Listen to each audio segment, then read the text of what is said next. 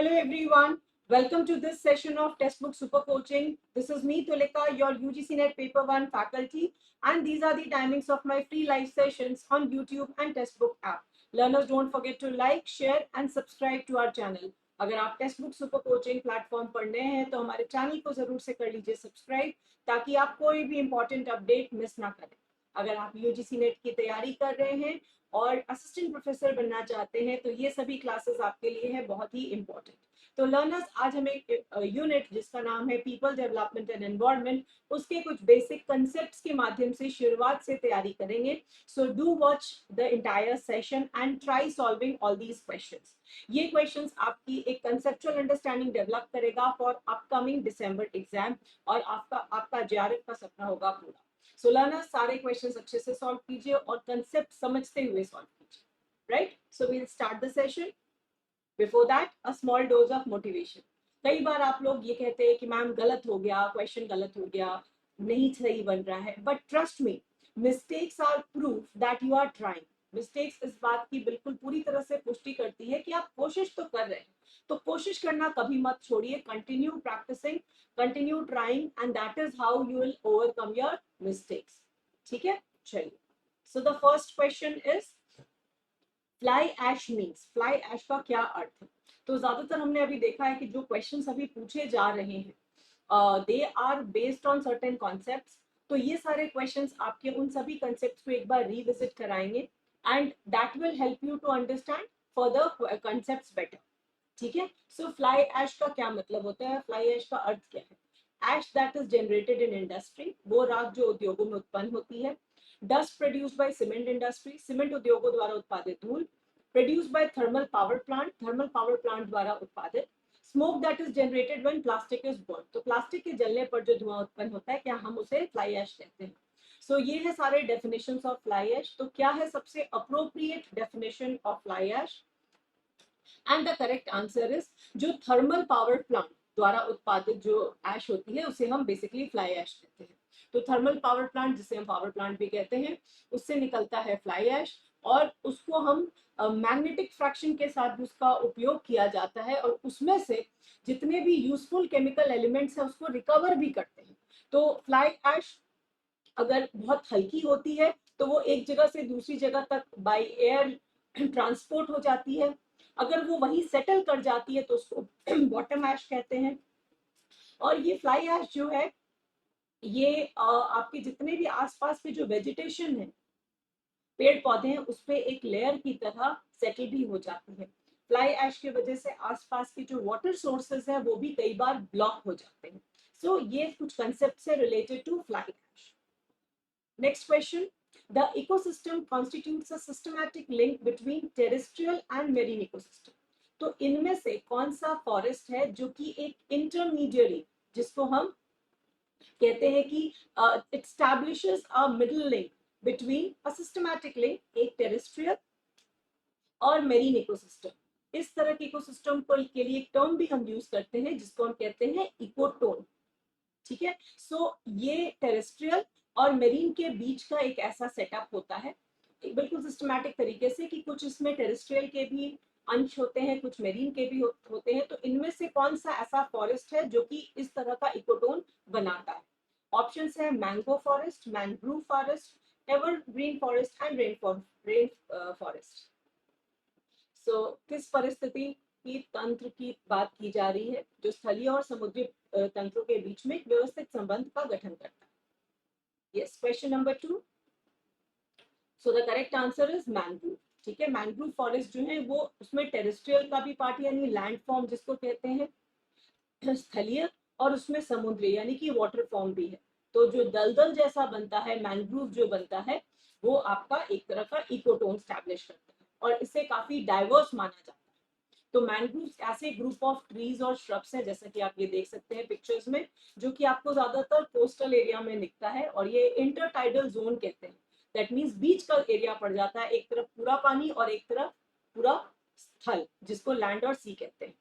सो जितने भी ट्रीज है जो यहाँ पे ग्रो करते हैं, वो ज्यादातर कम ऑक्सीजन वाले सॉइल के साथ ग्रो कर लेते हैं, क्योंकि इनको पूरा पूरा सॉइल तो मिलता नहीं है, और पानी भी यहाँ पे बहुत धीरे धीरे मूव करता है, जिसकी वजह से यहाँ सेडिमेंट्स जो है वो सेटल हो जाते हैं और जिसकी वजह से वो दलदल जैसी कंडीशन क्रिएट हो जाती है।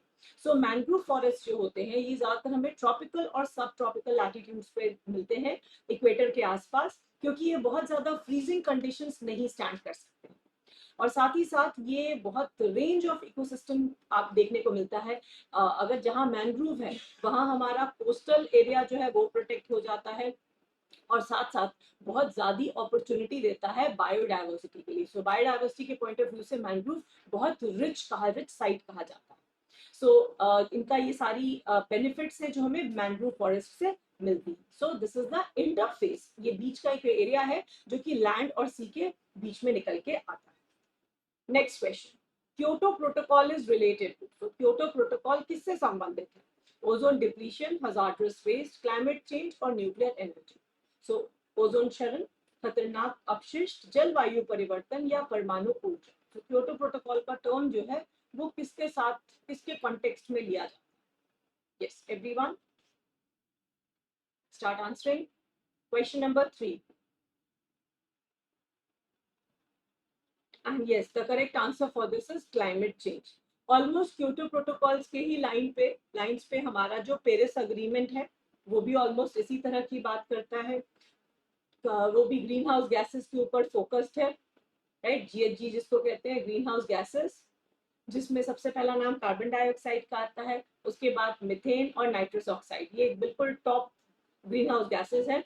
और क्लाइमेट चेंज को लेके ही क्योटो प्रोटोकॉल को लॉन्च किया गया था, उसको फोर्स में लाया गया था। और इसके साथ जब भी हम बात करते हैं तो 3 बातें निकल के आती हैं। एक है CDM जिसको हम क्लीन डेवलपमेंट मैकेनिज्म कहते हैं, एक है GI जिसको हम जॉइंट इम्प्लीमेंटेशन कहते हैं, और तीसरा है कार्बन ट्रेडिंग जिसमें हम कार्बन क्रेडिट्स की ट्रेडिंग की बात करते हैं इंटरनेशनल मार्केट में। लर्नर्स, ये मेरा टेलीग्राम ग्रुप है, जो भी नए स्टूडेंट्स हैं टेलीग्राम ग्रुप ज्वाइन कर लीजिए। आपको इस तरह की जितनी भी इंपॉर्टेंट क्लासेस हैं उनके अपडेट लिंक सारी इंफॉर्मेशन मिलती रहेगी। और and soon we are about to start our foundation batch. तो ये फाउंडेशन बैच आपकी तैयारी कराएगा जून 2025 की, और ये होगी तैयारी JRF वाली। सो पेपर 1 एंड पेपर 2 दोनों की स्क्रैच से बिगनिंग से तैयारी होगी हमारी फाउंडेशन बैच से। So next question, the extent of landmass which is vulnerable to earthquake in India is। तो जैसा कि आप जानते हैं कि हम earthquake की जब जोनिंग करते हैं तो 5 जोन्स में डिवाइड करते हैं, और इंडिया की बात करें तो ये है सिवियरिटी के हिसाब से, जैसे 1 2 3 4 5 हमारे 5 जोन्स हो गए earthquake के, तो ये सबसे लीस्ट वल्नरेबल रहता है, यहाँ से शुरू हो जाता है और ये सबसे ज्यादा स्कैरी होता है। सो इंडिया में वी हैव ओनली 4 जोन्स, कोई भी ऐसा एरिया नहीं है जो यहाँ पे फॉल करता है। दैट मीन्स काफी अच्छा खासा एरिया जो है हमारा इंडिया का लैंड मास का, that is vulnerable to earthquake. तो कितना प्रतिशत अगर हम लैंड मास के कंटेक्स्ट में लेते हैं तो ऐसा एरिया फॉल करता है? तो जैसे मैंने कहा आपको एक मेजर चंक रहता है जो कि अर्थक्वेक प्रोन हो सकता है, सो इट इज अराउंड 59%। ठीक है, सो जोनिंग वगैरह के बारे में मैंने आप लोगों को पहले भी बताया है, इस ये पॉइंट अगर आपके लिए नया है तो उसे नोट डाउन कर लीजिएगा। अराउंड 60% हमारा जो इंडिया का लैंड मास है that is vulnerable to earth. ठीक है, सो इस तरह से कुछ अगर हम इंडिया के मैप को देखते हैं, so 58.6% precisely is prone to earthquakes of moderate to very high. जैसे मैंने कहा कोई भी ऐसा जोन नहीं है जो कि लो में आता है, कम से कम मॉडरेट तो वो है ही। सो जितना भी हमारा पूरा एरिया है, सो 12% जो है हमारा एरिया वो फ्लड्स से प्रोन है, मतलब वहां पे फ्लड्स आने के चांसेस हमेशा रहते हैं। और अगर हम कोस्ट लाइन की बात करें तो अराउंड 5700 किलोमीटर जो है वो साइक्लोन्स और सुनामी से इफेक्टेड रहती है। तो ये कुछ हमारे नेचुरल डिजास्टर्स से रिलेटेड डेटा है जिससे आपको आइडिया समझ में आ जाएगा। जैसा कि as we all know that India is an agrarian country and 68% of the land which is cultivable, जिसको हम कल्टिवेट करते हैं, वो ड्राउट से वल्नरेबल है, तो वहां पे सूखा पड़ने की आशंका रहती है। और 15% जो हमारी कंट्री का एरिया है वो लैंडस्लाइड से की खतरे में रहता है। तो जितने भी हिमालयन रेंजेस हैं और उससे मिलती जुलती जो ट्रांस हिमालयन माउंटेन्स है, वहां पे लैंडस्लाइड का जो फॉर्म है अवालांच हो जाता है क्योंकि वो स्लोप क्लैड होते हैं। तो ये पूरा एरिया मिला के करीब करीब इतना परसेंट जो है हमारा आ जाता है, 15% जो आ जाता है वो लैंडस्लाइड्स और avalanche के घेरे में आ जाता है। तो ये सब कुछ इंपॉर्टेंट पॉइंटर्स हैं जो आप याद रख सकते हैं, because this will help you in framing further questions and answers. Next question, an increase in the number or size of the dust particle in air leading to warming because, ये कब होता है? हवा में धूल के कणों की संख्या या आकार में वृद्धि से गर्मी बढ़ जाती है, क्यों? Why does it happen? क्योंकि it scatters moisture in the air, ये हवा में नमी को प्रकीर्णित करता है. It scatters all kind of light. It increases moisture in the air, हवा में नमी को बढ़ाता है. या it absorbs moisture in the air, तो हवा में नमी को अवशोषित करता है. तो कौन सा सबसे सही और सबसे अप्रोप्रिएट आंसर रहेगा? सो क्योंकि अगर हम कह रहे हैं increase in the number of size, number या size of the dust particle, it results in warming. क्यों? क्योंकि ये ज्यादा क्या करते हैं, मॉइस्चर को एब्जॉर्ब कर लेते हैं. ठीक है, डस्ट पार्टिकल्स जो होते हैं हमारे बहुत तरह के साइजेस में आते हैं. बहुत हाई प्रेशर जहाँ रहती है या यहाँ ह्यूमिडिफाइंग सिस्टम्स रहते हैं, वो वाटर मिस्ट को प्रोड्यूस करते हैं, ताकि ये वाटर मिस्ट जो है छोटे छोटे स्मॉलेस्ट डस्ट पार्टिकल को कैप्चर करें, राइट. और इसी की ये इंक्रीज अगर हो जाता है साइज में या नंबर ऑफ डस्ट पार्टिकल में, तो इसकी वजह से वार्मिंग हो जाती है, क्योंकि डस्ट पार्टिकल्स जो है वो हीट को अब्सॉर्ब कर लेते हैं, ज्यादा से ज्यादा हीट सन की अब्सॉर्ब करते हैं, जो कि आइडियली कहाँ हो जानी चाहिए थी, it should have been reflected back. ठीक है, सो अगर आप देखेंगे जहां पे डस्ट पार्टिकल्स ज्यादा है वहां पे वार्मथ भी ज्यादा हो जाती है, right. So that is how this phenomena functions. Next, tsunami occurs due to earthquake generated in subduction zone, wave upwelling, wind impact या tidal force. तो सुनामी का कारण कौन सा है? ज्वारीय बल, हवा का प्रभाव, तरंगों का उठना और एक निम्नस्थल क्षेत्र में उत्पन्न हुआ भूकंप. तो कौन सा इसका मेन रीजन या कारण है सुनामी का? Yes, before we proceed further learners, हमारे booster courses are going live, जिसे आप बाद में रिकॉर्डेड भी देख सकते हैं. इस बूस्टर कोर्स के साथ आपको मिलता है एक्सेस ऑफ फाउंडेशन कोर्स. अपनी आप कन्वीनियंस से इस कोर्स को कवर कर सकते हैं. High quality topic wise practice questions कराए जाते हैं विद प्रीवियस ईयर्स पेपर्स, और मोस्ट इंपॉर्टेंट टॉपिक को हम डिस्कस करते हैं. साथ ही साथ आपको मॉक टेस्ट का डिटेल सोल्यूशन भी प्रोवाइड किया जाता है. So the correct answer to this is tsunami जो है, that is because of earthquake which is generated in subduction zone. So this is the right answer. So subduction zone क्या होता है? ये subducting plate होती है, नीचे का एरिया होता है. और जो अगर कहा जाए subduction zone क्या है, ये ऐसा एरिया है जो कि पोटेंशियल सुनामी लोकेशन है, यानी कि संभावित सुनामी स्थान है. तो ज्यादातर जो सुनामीज है वो कॉज्ड होता है बिकॉज ऑफ अर्थक्वेक, जो कि इस सबडक्शन जोन में क्रिएट होते हैं. एक ऐसा एरिया जहाँ पे ओशन की जो प्लेट्स होती हैं, जैसे कि अर्थ के नीचे भी टेक्टोनिक प्लेट्स होती हैं, वैसे ओशन की जो प्लेट्स होती हैं उसे और फोर्स डाउन किया जाता है इनटू मैंटल. और ये जो टेक्टोनिक फोर्सेस की वजह से यहाँ पे भी ये पूरी प्रक्रिया होती है. तो इसके बीच में जब फ्रिक्शन क्रिएट होता है, the friction between the subducting plate and overriding plate is enormous. तो ये जो शिफ्ट होता है ये काफी ज्यादा फोर्स क्रिएट करता है, और इस फ्रिक्शन की वजह से एक स्लो और स्टेडी सबडक्शन जो है नहीं होकर वो दोनों प्लेट एक दूसरे में स्टक हो जाती है. ये ओवरराइडिंग प्लेट है जैसे आप देख सकते हैं. And then that disturbance results in earthquake which ultimately results in tsunami. ठीक है, तो ये थोड़ा सा कंसेप्ट को याद रखिएगा. Which of the following resource is renewable? तो इनमें से कौन सा सोर्स रिन्यूएबल है? As we all know, energy can be broadly divided into renewable and non-renewable. जो हम पहले से यूज करते आ रहे हैं, जिसको हम कन्वेंशनल फॉर्म ऑफ एनर्जी कहते हैं, वो हमारी क्या है? नॉन रिन्यूएबल है.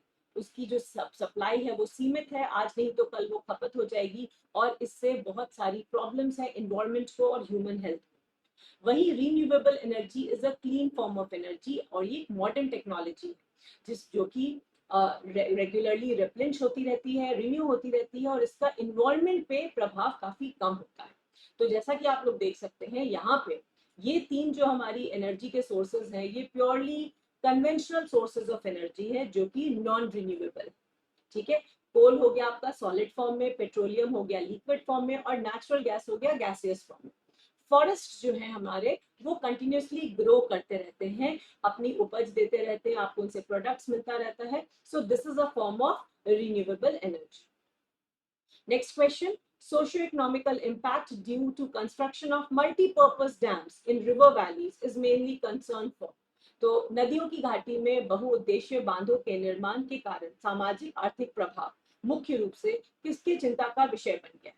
तो फॉरेस्ट लॉस, वाटर क्वालिटी, सेस्मिसिटी या प्रोजेक्ट अफेक्टेड पीपल. तो बेसिकली हम सोशियो इकोनॉमिक इम्पैक्ट की बात कर रहे हैं. अगर मल्टीपर्पज डैम जो कि हाइड्रो इलेक्ट्रिसिटी प्रोजेक्ट के अंतर्गत आते हैं, जिसको ज्यादातर हम रिवर वैलीज पे बनाते हैं, उसका जो प्रभाव होता है वो नेचर पे या एनवायरमेंट पे कम होता है, सोशियो इकोनॉमिक इम्पैक्ट ज्यादा होता है. तो बेसिकली ये किसे इफेक्ट कर रहा है? ये लोगों को इफेक्ट कर रहा है, राइट? वो लोग जो वहां रहते हैं उनको उनका मास डिस्प्लेसमेंट करना पड़ता है, उनको हटाना होता है, और साथ ही साथ वहां की जो लाइफ है, लाइफ फॉर्म्स है जिसको हम एनिमल लाइफ या प्लांट लाइफ कहते हैं, उसका भी मास डिस्ट्रक्शन होता है. सो ये socio as well as economic impact डालता है उन लोगों पर जो कि इस प्रोजेक्ट के साथ एसोसिएटेड होते हैं. Next, to raise global awareness, which day every year we celebrate as Environment Day. So वैश्विक जागरूकता बढ़ाने के लिए हम हर साल किस दिन पर्यावरण दिवस मनाते हैं? So it's a very famous day when we celebrate Environment Day, और हर बार एक थीम होती है जिससे लोगों को सेंसिटाइज किया जाता है, अवेयरनेस क्रिएट की जाती है ग्लोबल स्तर पर कि किस तरह से हम अपने वातावरण या पर्यावरण की तरफ जागरूकता बनाएं. So yes, this is being celebrated on 5th of June. In case of nuclear energy, the objective of enrichment process. So as you all know, इस बार एग्जाम में काफी सारे क्वेश्चंस थे न्यूक्लियर एनर्जी से. तो नाभिकीय ऊर्जा के मामले में कौन सा ऐसा प्रक्रम का उद्देश्य है? सर, धन प्रक्रम का क्या उद्देश्य है, क्या रहता है? और जो इनरिचमेंट प्रोसेस है वो किसके ऊपर आधारित रहता है? Separation of uranium from its cores, increasing the concentration of fissile uranium-235 isotope, increasing the concentration of uranium 238 and enhancing the quality of moderator. So basically यहाँ पे क्या हो रहा है, जब न्यूक्लियर एनर्जी में enrichment process की बात कही जाती है. Question number 10. And the correct answer for this is uranium 235 का जो आइसोटोप है उसका concentration बढ़ाया जाए. तो जब भी हम किसी भी न्यूक्लियर पावर प्लांट में न्यूक्लियर एनर्जी को डिराइव करने के लिए यूरेनियम एनरिचमेंट प्रोसेस करते हैं, तो उसका मेन पर्पस रहता है कि हम उसके कंटेंट को इनरिच करें, बेहतर करें एज कंपेयर टू अदर्स, ताकि इसमें से एनर्जी निकल सके. और ये जो है अराउंड 4% हमारे लाइट वाटर रिएक्टर्स इसमें यूज होते हैं. तो please remember this is how the entire process happens, जो कि सेपरेट होता है कॉन्सेंट्रेट, और ये जैसे स्प्लिट करते हैं इसका कॉन्सेंट्रेशन बढ़ता है. And time for your homework question. Turbidity, one of the important water quality measure, is measured in. तो ये भी लास्ट ईयर का क्वेश्चन है. तो जल के महत्वपूर्ण गुणवत्ता प्राचलों में से एक अविलता का मापन किसमें किया जाता है? Colour units, pH units, NTU या microgram per meter cube. So you have to give me the answer in the comments. And learners, हमारे booster courses की classes जा रही हैं live, जिसमें हम आपकी perfect तरीके से तैयारी कर रहे हैं for upcoming December exam. इसमें आपको free access मिलता है foundation course का भी. So if you are interested in getting yourselves enrolled, do join it. This is the right time. And learners, these are the timings of my free classes. I hope you found this session to be informative and interesting. Don't forget to like, share, and subscribe. And I'll see you in the next class. Do give answer in the comments after the session gets over. Bye-bye.